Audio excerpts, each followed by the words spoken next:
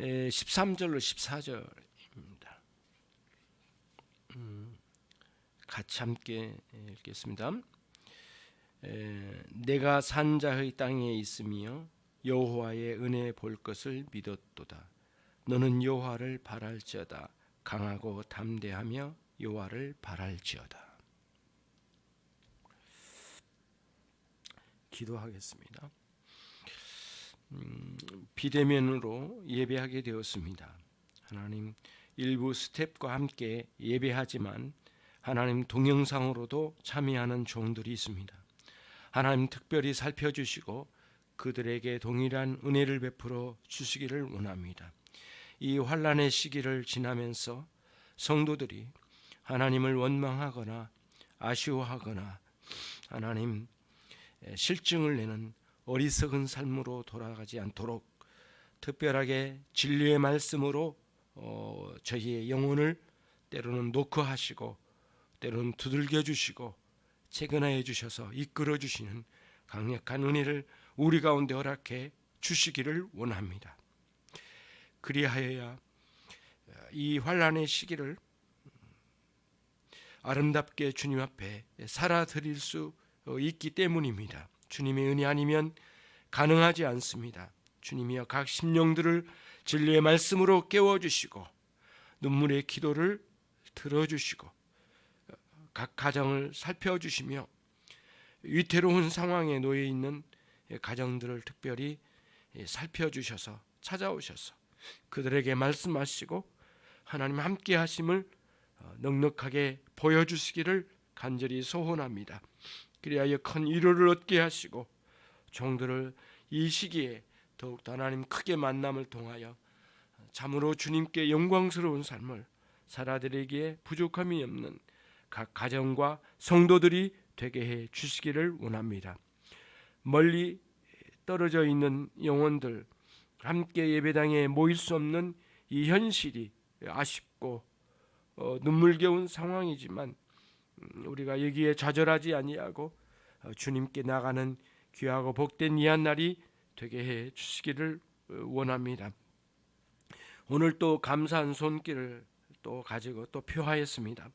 우리의 전생일을 다 드려도 모자랄 감사이지만은 하나님 일부 떼어서 주님 앞에 표로 드려오니 하나님 우리의 전생일을 주님께 드린다는 감사의 각오로 드리나이다. 하나님 받으시고 또 하나님 각각의 각 가정과 저들의 사업장과 또 하나님 직장과 학업의 현장을 두루 찾아주셔서 적절하게 복을 내려주시고 이끌어주신 은총이 넘쳐나기를 원합니다. 감사하고 모든 종들을 축복하오며 예수 그리스도의 이름으로 기도 올리옵나이다. 아멘.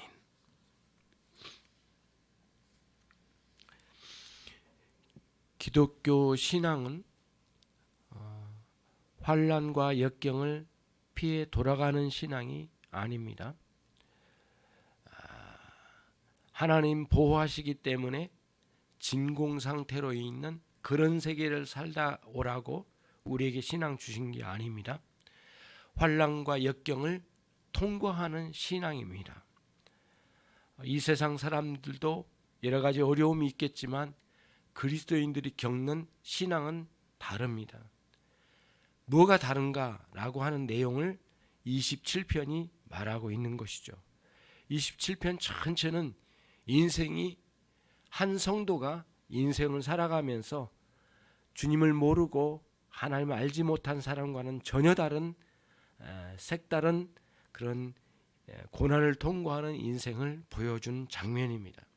그런 내용이 여기에 담겨져 있습니다. 오늘 이제 13절과 14절 마지막 이 내용을 중심으로 살펴보면 크게는 두 가지로 구별할 수가 있습니다. 13절을 제가 한번 읽겠습니다. 내가 산자의 땅에 있으며 여호와의 은혜 볼 것을 믿었도다. 사실은 이 본문을 좀 직역하면 내가 산자의 땅에서 여호와의 선하심을 볼 것을 내가 믿었도다. 만약에 그러지 않았다면 나는 절망에 넘어지고 말았을 것입니다. 자기가 일생 동안, 여기서는 산자의 땅이라고 했는데 이런 표현들은 성경 여러 곳에 등장합니다. 자기의 일평생을 산자의 땅에서 사는 동안으로 표현을 많이 합니다. 자기 일평생 동안 여호와의 선하심을 보게 될 것을 믿었다. 만약에 그렇지 않았다면, 믿지 않았다면 나는 절망 가운데 넘어지고야 말았을 것입니다. 자기의 믿음을 자랑하는 게 아니라 이 역경을 통과하는 동안 나를 만나주신 그 하나님, 내 인생에 베풀어 주신 은혜는 하나님의 선하심을 드러내기에 충분했다는 겁니다. 충분하게 하나님 은혜를 내려주셨고 하나님은 충분히 내 인생에 선하신 분입니다. 저와 여러분이 때로는 섭섭하게 여겨질 때도 있고 어느 부분에서는 왜 나를 안 들어주신가, 내 인생의 이런 과정에 왜 하나님은 외면하시는가. 예를 들자면 나는 이렇게 왜 다른 사람보다 몸이 약하는가, 그리고 왜 내 인생에 이런 역경이 많은가, 내가 왜 저런 사람을 만나야 되는가 라고 하는 아쉬움을 가지고 원망할지 모르지만은 저와 여러분은 다윗과 같이 신앙을 고백하고 하나님께 바르게 선 신앙이라면, 증거해야 된다면 저는 저와 여러분은 동일하게 하나님 내게 베풀어 주신 은혜는 충분합니다. 그래서 하나님은 나의 인생에 선하신 분이라고 하는, 충분히 선하십니다 라고 말할 수 있는 고백이 있어야 되겠죠. 27편은 그거를 말하려고 하는 겁니다. 그래서 13절에서 나온 이 내용, 내가 산자의 땅에 살고 있는 동안 여호와의 은혜 볼 것을 믿었도다 라고 간단하게 어떻게 보면 번역이 됐는데, 이 내용은 다윗의 신앙 고백입니다. 신앙 고백인데 자신에게 베풀어 주신 은혜로 얻게 된 믿음, 그 하나, 또 하나는 뭐냐면 자기가 갖고 있는 세계관, 남다른 세계관, 그거를 여기서 신앙 고백으로 내놓은 것이 13절입니다. 그리고 이제 14절에 가서는 권면입니다. 권면. 너는 여호와를 바랄지어다. 강하고 담대하며 여호와를 바랄지어다. 권면입니다. 권면. 쉽게는 다윗의 청중들에게 하는 권면이 될 수도 있겠죠. 또 이 부분을 좀 더 살펴보기로, 뒤에 가서 살펴보기로 하고요. 아무튼 다윗이 지금 이 27편에서 마지막 부분에서 이제 서두에서부터 12절까지 전체 인생의 과정에 많은 역경과 환난과 상황들을 다 이야기하고 또 거기에 신앙 고백적인 말씀도 선포했지만은 오늘 여기 13절에 도달해서는 자신의 인생을 통하여 이제 은혜를 베풀어 주실 것, 특히 선하신 하나님이 내 인생에게 은혜 베풀어 주실 것을 확신하는 그런 믿음이 자기에게 있다고 한 사실을 신앙 고백적으로 말하고 있습니다. 일생 동안 이렇게 되기를 원하는 다윗의 이런 마음은 여러분과 제가 잘 알고 있는, 너무나도 많이 애송했던 시편 23편에 거의 비슷한 내용이 담겨져 있는 것을 봅니다. 23편을 한번 가보십시다. 23편 5절과 6절인데요. 주께서 내 원수의 목전에서 내게 상을 베푸시고 기름으로 내 머리에 바르셨으니 내 잔이 넘치나이다. 나의 평생의 선하심과 인자하심이 정녕 나를 따르리니 내가 여호와의 집에 영원히 거하리로다. 시편 23편은 특히 다윗이 생의 마지막 부분에서 고백한 그런 내용이라고 알려져 있습니다. 이런 어려운 시기를 지나면서 참 많이 아쉬운 것들이 많이 있기도 하고요.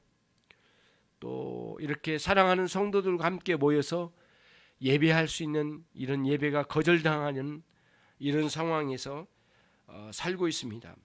그러나 우리가 여기서 아쉬움만 있는 게 아니라 그럼에도 불구하고 내 인생에 함께 하신 하나님, 내 인생에 베푸신 은혜가 충분하며 내 인생에 부어주신 그 은혜가 로 인해서 내가 고백할 수 있는 것은 하나님은 내 인생에 충분히 선하신 하나님이라고 하는 고백을 나올 수 있는 그런 신앙 고백적인 마음들이 이런 고난의 시기에 특별히 저와 여러분들에게 있기를 원합니다.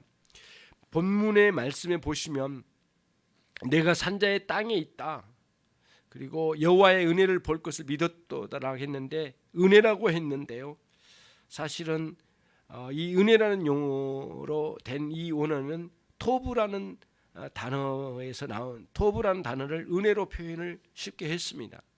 넓게 좀 너무 폭넓게 해석이 된 것 같은데, 선하심입니다.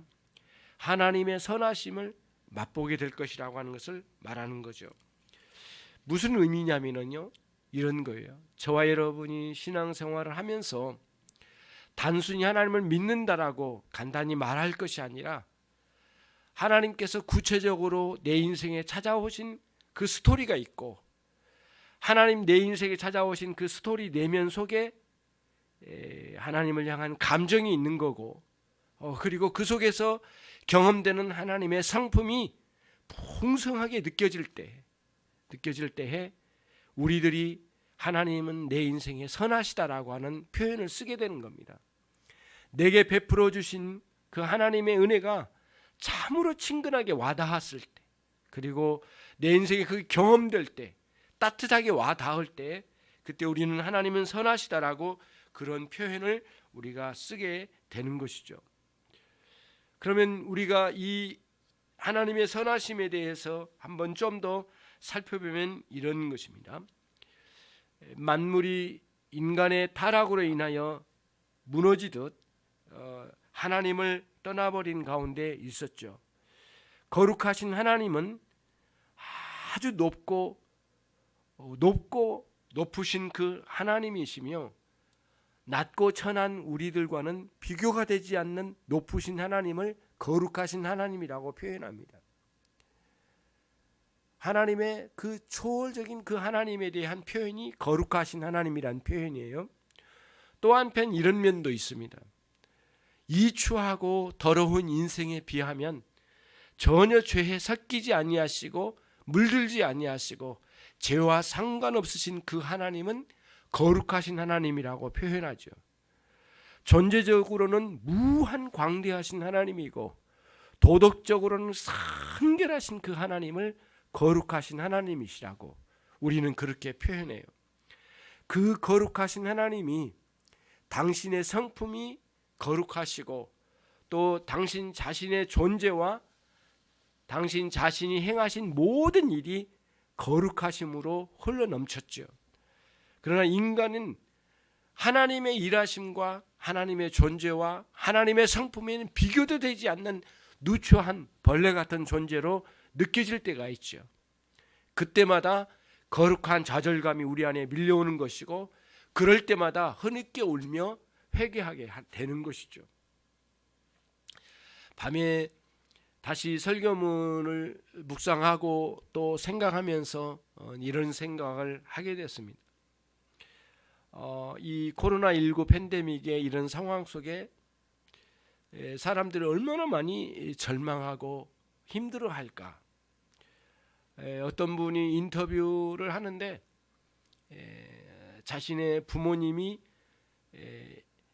요양원에 계시는데 거기 전체가 코로나로 의심되어서 거기에 전체를 이렇게 선별해가지고 그 병동 자체를 아예 이제 차단하고 전체를 거기에 가둬놓는 거죠. 근데 그 안에 걸려 있는 사람도 있고 걸리지 않은 사람도 있는데 모두 방에 가둬놓고 창문도 못 열게 하고 자기 부모가 그 안에 있다라는 거예요. 들어가서 한번 만나거나 다른 데로 옮기고 싶다고 해도 안 되고, 더 큰 문제는 적극적인 치료가 없더라는 거예요. 너무 마음이 아프니까 왜 우리 엄마를 거기다가 가둬놓고 죽이려고 하느냐고 인터뷰를 하는 거를 막 목매이는 소리로 외쳐대는 걸 들었어요. 자꾸 시간이 지나도 그 목소리가 귀에 자꾸 다시 메아리쳐 올리는 것 같아요. 그게 오늘날 이 시대를 대변하고 있는 것 같다는 생각이 들어요. 믿음의 사람들이 이 혼란의 시기를 쭉 지나면서 이제 어젯밤에 그런 생각을 해서 하나님, 이 고통스러운 이 시대를 통과하는 이 과정을 저로 하여금 겪게 하신 것을 감사합니다. 하지만 이 땅에서 믿음을 보이지 못하고 정말 어리숙하게도 하나님을 인정하지 않고 아무렇게나 내가 살게 된다면 나는 이 땅에 살아가는 고통스러운 사람들 속에 동일한 인간일 뿐이지 하나님 앞에 어떤 의미가 있겠습니까? 살아있다고 하는 그 의미가 별로 있지 않지 않겠습니까? 하나님, 그렇다면 이 땅에 살아가는 삶의 의미가 조금도 없다면 제가 하루 이틀 더 산들 무슨 의미가 있겠습니까? 그러면서 하나님께 기도가 절로 나와요. 하나님, 이 상황을 정말 믿음으로 반응하게 해주십시오. 우리의 성도들과 그의 가정들과 고통과 역경 속에 가둬져 있는 우리 성도들의 상황, 또 이 나라의 백성들과 이 민족, 이 참 고통 속에 또 하필이면 이 시기에 노년이 되어가지고 또 그리고 또 저는 요양원 같은데 가둬져 있는 상태로 있어야만 하는 이런 상황들을 보면서 안타까워요. 제가 아는 여러 사람들이 거기에 있을 것 같아요. 저희 고향에 그렇게 크지도 않는 그 읍 소재지에 있는 요양병원이거든요. 거기에 한 350명 정도 있답니다. 한 190명 정도가 요양사고 거기에 지금 터졌어요. 그래가지고 어젯밤에 늦게 뉴스에 나오더라고요. 굉장히 큰 문제가 될 것 같다는 생각이 들고 또 제가 아는 많은 지인들의 부모님들이 거기 있을 거라는 생각을 하면서 많은 긴장도 되지만 여기에서 우리들이 좌절되지 않고 어떻게 이 상황을 이겨갈 수 있을까, 특히 믿음으로 반응하는 삶은 무엇일까라고 하는 생각을 우리가 여기서 갖는 거죠. 이게 이제 우리들이 이 혼란의 시기에 특별히 대처해야 할 신앙 고백적인 삶을 살아야 될 텐데, 다윗은 첫째는 그러한 자신 안에 이 믿음으로 승리하는 세계를 갖게 됐다고 하는 사실을 여기서 고백하고 있는 것입니다. 그리고 다윗이 거룩하신 하나님으로 말미암아 그 하나님이 거룩하신 그 하나님이 당신의 백성들을 찾아오셔서 그 은혜로 우리와 언약을 맺으시고 각 심령들을 그들에게 구원을 허락하시고 그 놀라운 구원의 생명을 베풀어 주시면서 동시에 우리에게 요구하신 것은 거룩할 것을 요구하십니다. 하나님, 우리를 향하여 하나님의 백성다움을 요구하신다는 말씀이죠. 그러니까 이런 환난의 시기를 통과한 다윗이 그 전쟁터를 누비면서 또는 정치가들 그 틈바구니에서 모함을 받으면서 자기의 생명을, 자기의 육신의 살을 뜯어먹을 것처럼 달려온다고 그랬잖아요. 그 정도로의 악한 이들이 자기를 향하여 공격해 온다 할지라도 여호와 하나님이 자기와 함께 하심을 자기는 거기서 경험했다고 하는, 그리고는 일평생 동안 자기 생애 동안에 하나님이 여기 나와 함께 하실 거라고 하는 그러한 믿음이 자기에 있었다는 거예요. 그게 이제 다윗이 고백한 신앙 고백이에요. 자기의 믿음은 그거죠. 어떤 역경과 환난 속에서도 그 하나님은 내게 선하신 하나님으로 나와 함께 하실 거라는 확실한 믿음을 자기가 소유했다는 거죠. 그 신앙 고백을 가진 겁니다. 그런 믿음을 고백한 거죠. 그러면서 동시에 남들에게 있지 않냐는 세계관이 자신에게 있었던 거죠. 살아계신 하나님이 내 인생을 찾아오셔서 이 역경 속에서 내가 어떻게 이 상황을 감당하는지를 눈여겨보시고, 그리고는 내가 어떤 삶을 살아야 할지를 다윗이 자신에게 하나님 찾아오셔서 요구하시고 말씀하신지를 안 거지요.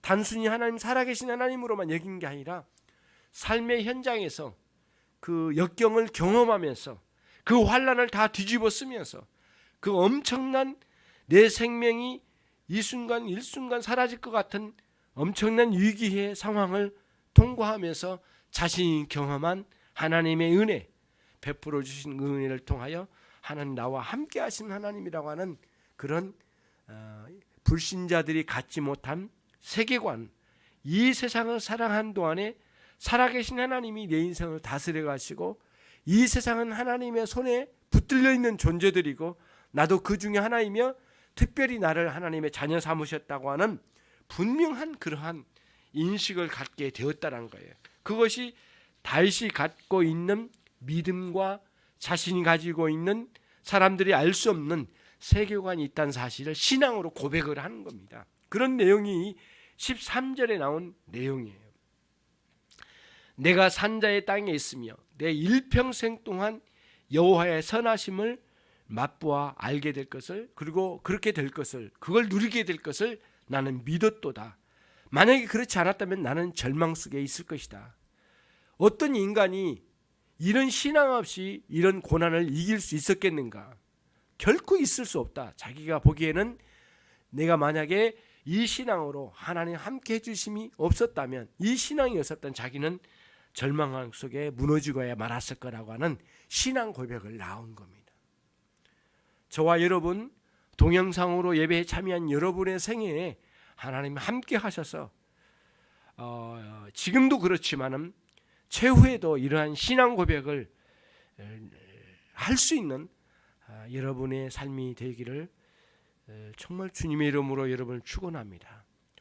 반드시 이 고난 속에서 승리하셔서 그리스도의 살펴주심과 그분의 인도하심을 통하여 여러분의 믿음이 승리하는데, 좀 더 구체적으로 말하면 여러분의 인생 가운데 찾아오신 하나님이 여러분의 믿음을 사용하셔서 믿음 속에서 하나님이 역사하여 승리하신, 하나님이 승리하신 것을 보여드리는 그런 하나님의 승리의 현장이 여러분의 생애가 되시기를 바랍니다. 자, 그러면은 이제 그 다음입니다. 이제 14절의 말씀인데요. 14절을 같이 한번 읽겠습니다. 너는 여호와를 바랄지어다. 강하고 담대하며 여호와를 바랄지어다.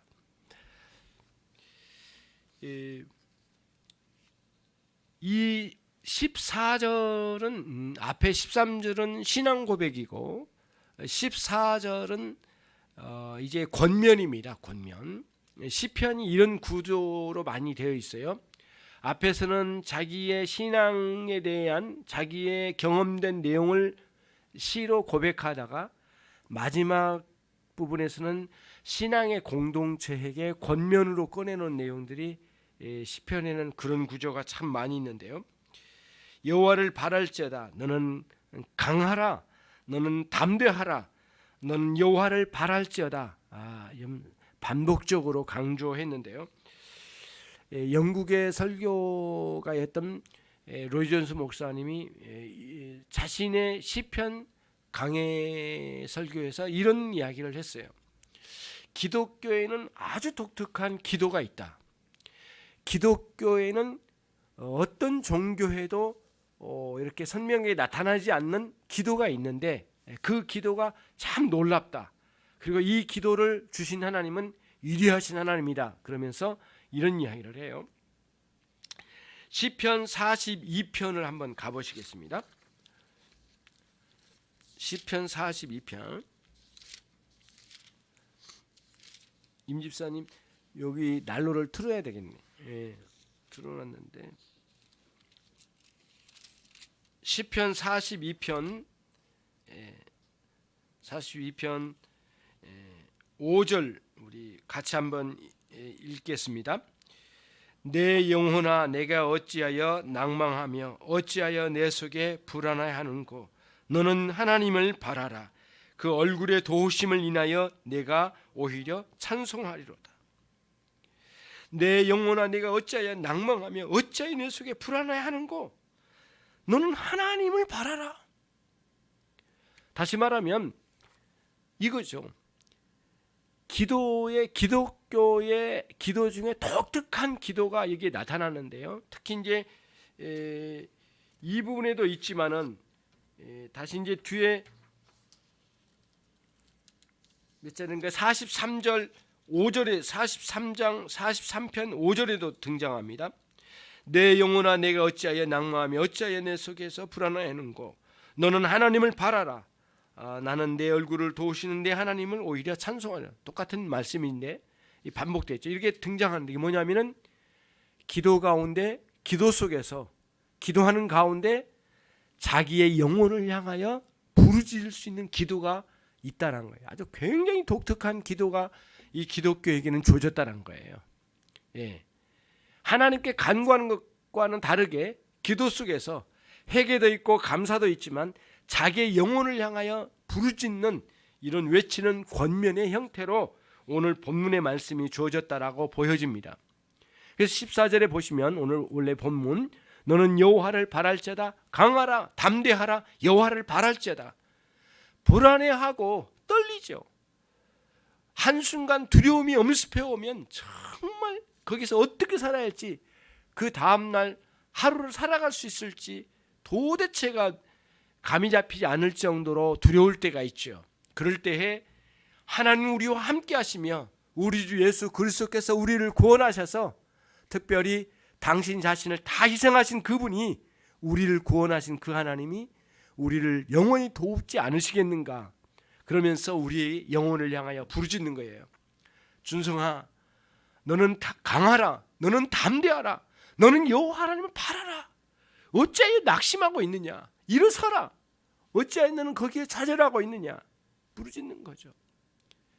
가족들의 병원 신세 그리고 위중한 상태 그리고 도대체 상황이 풀려지지 않는 상황 그리고 어떻게 이 상황을 결정해야 될지 모르고 두렵기도 하고 때로는 심지어는 사람이 두렵기도 하고 상황들이 두렵기도 하고 여러 가지 많은 일들이 있는데 오늘 다윗이 말한 것처럼 악인들이 그 행악자들이 내 살을 뜯어먹을 것처럼 달려오다가 좌절해서 넘어졌다라고 했는데 2절에 그런 것처럼 우리 영혼에 막 밀려오는 이 두려움이 엄습해 올 때 너는 여호와를 바랄지어다 너는 강하라 너는 담대하라.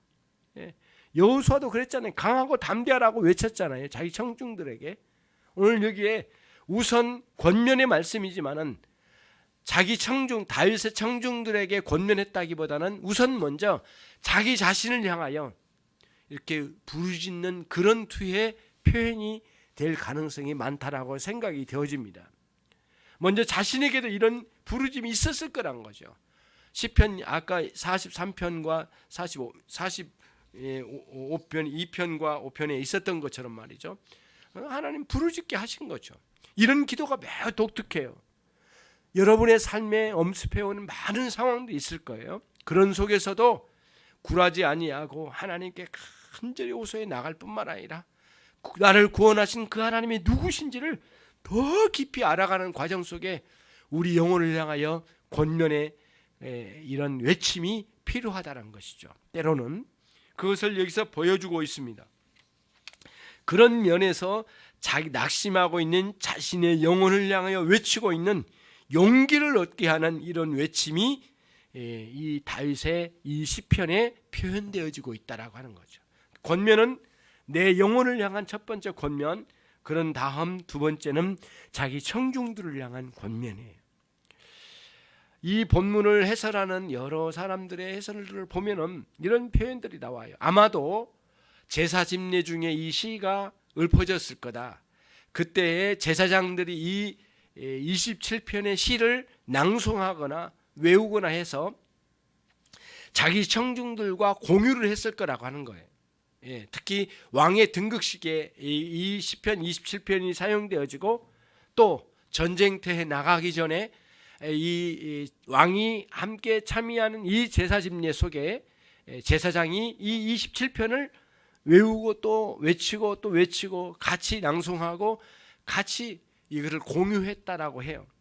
그러면 이제 왕이 제사장에게 제사장이 왕이나 청중들에게 외쳤을 거라고 그런 해석들을 내놓거든요. 이 그림이 들어오잖아요. 그런 것처럼 오늘날 나 자신을 향하여 부르짖는 이 권면이 우리에게 필요하기도 하고 또 가족이라는 공동체 안에 여호와 하나님을 바라야 할 것을 강력하게 권고할 필요, 그리고 담대하라, 그리고 강하라, 그리고 하나님 너와 함께 하신다고 하는 분명한 인식을 가지고 그들에게 권면할 것이 필요하다는 거죠. 때로는 이와 같이 교회 공동체에게, 때로는 목원들에게 전화 한 통화를 통하여 또는 그들에게 문자 한 절을 보낼 때마다도 이러한 권면의 강력한 촉구가, 권면을 통해 촉구해서 그 자리에 좌절하지 아니하고 담대하게 믿음으로 일어설 것을 강력하게 촉구하는 권면들이 필요하다는 사실을 보게 된 것이죠. 위로가 필요해요. 우리 인생은 그런 것을 우리가 여기서 깨닫고 저와 여러분이 함께 이 27편을 쭉 공부해 나가면서 어떻게 우리들이 신앙생활 해 나가고 그 역경을 통과하면서 그런 경험을 어떻게 신앙 고백적으로 내놓고 또 그 결과 또 그 이후에 자기 자신뿐만 아니라 또 주변에 있는 우리의 믿음의 공동체 일원들에게 이런 강력한 권면을 할 수 있는 그런 신앙의 사람들이 돼야 되겠다는 사실을 이 본문을 통해서 배우게 됩니다. 말씀을 정리합니다. 오늘 우리는 시인의 신앙 고백과 강력한 권면을 살펴보았습니다. 환난과 역경 속에서 찾아오신 하나님은 나의 빛이시요 그 여호와는 나의 구원이시며 피난처가 되신 하나님이란 사실을 고백하지 않을 수 없는 믿음을 가졌습니다. 일생 동안 그 선하신 하나님이 나와 함께 하실 것이라고 하는 확신을 여러분 갖고 있습니까? 그 확신 속에 새롭게 출발하는 신앙이 되기를 바랍니다. 그런 신앙 고백을 통하여 자신과 또 내가 속한 가정, 그리고 사회 공동체, 그리고 교회 공동체를 향하여 강력하게 권면 드릴 수 있는 신앙 고백이 여러분의 가슴과 여러분의 입술 안에 있기를 간절히 소원합니다. 그리고 선하신 하나님을 이와 같이 고백하고 감사하며 감격하며 그런 일생을 살아가는 저와 여러분이 되기를 바랍니다. 자기 자신을 향하여 권면할 또 요구되지만 긴급하게 또 주변에 좌절하고 있는 영혼들을 향해서 얼마나 많은 사람들이 한마디 위로가 필요한지 모르겠습니다.